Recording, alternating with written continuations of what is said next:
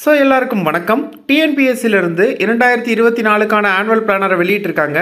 அதன்படி பார்த்தீங்கன்னா அடுத்த வருஷம் ஜூன் மாதம் குரூப் 4 எக்ஸாம் நடத்தப்படும் அப்படிங்கிற மாதிரி சொல்லியிருக்காங்க.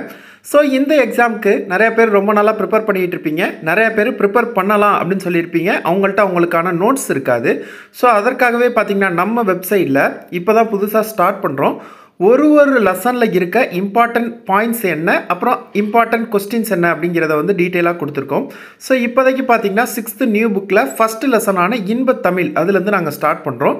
ஃபஸ்ட்டு எடுத்தோடனே பார்த்தீங்கன்னா அதில் இருக்க முக்கியமான பாயிண்ட்ஸ் என்னென்ன பாயிண்ட்ஸ்லாம் படிக்கணும் அதெல்லாம் கொடுத்துருப்போம். நூல் வெளி கொடுத்துருப்போம், அதாவது யார் அந்த பாட்டை எழுதுனது அந்த டீட்டெயில்ஸ் இருக்கும். அதற்கப்புறம் பார்த்தீங்கன்னா கோடிட்ட இடங்கள் இருக்கும். ஸோ இதில் பார்த்தீங்கன்னா கொஸ்டின்ஸ் இருக்கும், கீழே ஆப்ஷன்ஸ் இருக்கும். ஆன்சர் எப்படி செக் பண்ணுறதுன்னா இந்த ஷோ ஆன்சர்னு இருக்குது பார்த்தீங்களா, ஸோ அதை கிளிக் பண்ணால் நீங்கள் பார்த்துக்கலாம்.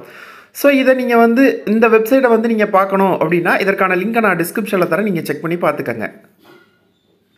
இனிமேட்டு பார்த்தீங்கன்னா மேலும் பார்த்தீங்கன்னா நிறைய பேர் இதை யூஸ் பண்ணிக்கிறத பொறுத்து வந்து பார்த்தீங்கன்னா நம்ம ஒரு லெசனுக்குமே இதே மாதிரி வந்து ப்ரிப்பேர் பண்ணலாம் நம்ம வெப்சைட்டில் அப்படிங்கிற மாதிரி நாங்கள் முடிவு எடுத்திருக்கோம். ஸோ இதற்கு உங்களால் முடிஞ்ச சப்போர்ட்டாக கொடுங்க. நீங்கள் டிஎன்பிஎஸ்சிக்கு படிக்கலைனாலும் உங்கள் ஃப்ரெண்ட்ஸ் யாராவது டிஎன்பிஎஸ்சிக்கு ப்ரிப்பேர் பண்ணிக்கிட்டு இருக்காங்க, அவங்களுக்கு இது உதவும் கண்டிப்பாக. ஸோ அவங்களுக்கும் இதை வந்து ஷேர் பண்ணுங்கள்.